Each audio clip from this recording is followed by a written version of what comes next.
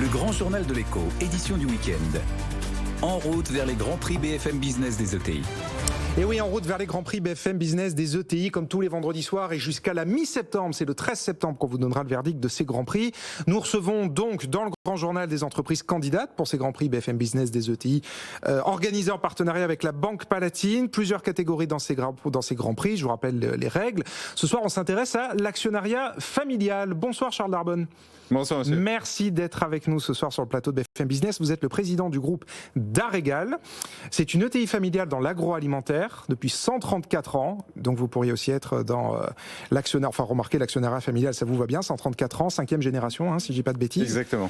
Et vous êtes basé à Milly-la-Forêt dans l'Essonne. Et votre business, c'est les herbes aromatiques surgelées. Vous êtes un leader mondial dans cette activité. Ça veut dire quoi concrètement les herbes aromatiques surgelées? Qu'est-ce que vous faites concrètement chez Darégal? D'abord, on travaille avec 600 collaborateurs qui font en sorte de faire pousser des herbes, parce qu'avant d'être surgelées, elles sont surtout fraîches. Ouais. Et une fois qu'on les a fait pousser dans des beaux champs, on va les récolter, les laver et après on va les surgeler.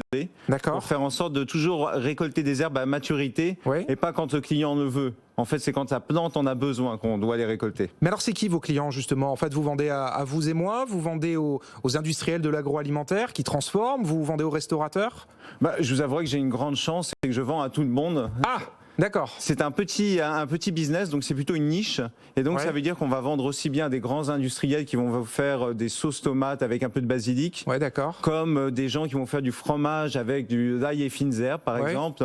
Et comme aussi vous allez trouver ces petites boîtes d'herbes aromatiques surgelées dans vos congélateurs, Ouais. que ça soit dans des très bons freezer centers, comme dans toutes ces marques de retail que vous connaissez, les marques de grande distribution. Donc vous vendez à tout le monde. Et du coup, une question de conjoncture, comment est-ce que vous avez traversé cette pandémie et ces confinements? J'imagine peut-être, enfin bon, la fermeture des restaurants, c'est évidemment très compliqué pour vous, mais il y a eu un tel boom de la consommation dans les grandes surfaces qu'au final, peut-être, vous avez été en croissance grâce, entre guillemets, à la crise. Alors dans des secteurs comme la restauration, l'aérien, alors là on n'a pas été bien du tout. Par contre, Vous travaillez avec l'aérien aussi on travaille Ok. avec l'aérien. On a la chance d'exporter 80% de nos produits à l'étranger. Ouais. Alors dans le retail, dans la grande distribution, là c'est vrai que ça s'est très très bien passé. Ouais.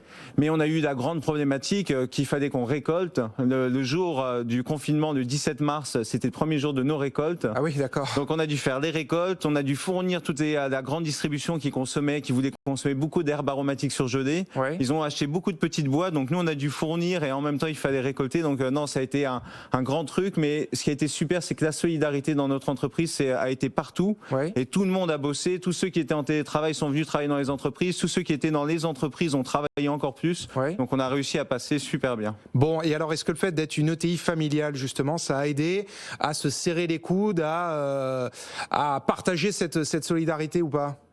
Dans une entreprise familiale, vous êtes vraiment familial. C'est pas juste l'actionnariat en fait qui est familial. L'actionnariat familial. Vous, je rappelle, vous êtes la 5e génération. Hein. Exactement. Donc moi je suis là encore pour 22 ans et à D'accord. 65 ans. Ok, c'est la prévu. 6e. Ah oui, c'est prévu. Ok. Oui. Non, parce que sinon la performance de l'entreprise va souvent avec l'âge du capitaine. Ouais. Si on laisse des capitaines à 80 ans, souvent l'entreprise marche moins bien. D'accord, ok. Donc c'est pour ça que nous c'est prévu. Et après en fait ce qui nous permet avec l'actionnariat familial, c'est vraiment de nous occuper de nos collaborateurs sur le long terme. On s'occupe pas d'eux comme ça. C'est pas une variable d'ajustement chez nous. Un résultat, ça résulte en fait. C'est la fin. L'objectif, c'est comme vraiment de faire un bon travail et de fournir les meilleures herbes aromatiques au monde. Intéressant. Toute dernière question de conjoncture et d'actualité, là aussi. Un baromètre publié hier par le METI, qui est donc, pour faire simple, l'association patronale des ETI dont vous faites partie, et la Banque Palatine, dit que vos entreprises, clairement, vont bien et sont très optimistes là pour les mois à venir. Deux chiffres, 40% d'entre elles ont lancé des projets de rachat, d'ores et déjà, depuis le début de l'année, et 20% comptent le faire d'ici à la fin de l'année. Est-ce que vous faites partie de cette vague d'optimisme et de reprise ou pas ? On fait partie d'une vague d'optimisme. On voit bien, c'est reparti complètement aux États-Unis. Là, on voit bien la restauration aussi repart très fort depuis ce mois-ci. Donc vous travaillez en France, en Europe, aux États-Unis ? Exactement. Oui, oui, vraiment mondial, quoi. Exactement. On exporte dans 52 pays. Ouais. Et c'est vrai qu'on voit bien, les pays ne recommencent pas au même moment, mais par contre, il y a vraiment ce regain de consommation. Les gens ont vraiment envie de consommer. Alors c'est vrai qu'avant, on consommait beaucoup en grande distribution. Maintenant, c'est plus en restaurant. Mais il y a vraiment, le monde est en train de repartir. Et donc moi, je suis plutôt très, très confiant.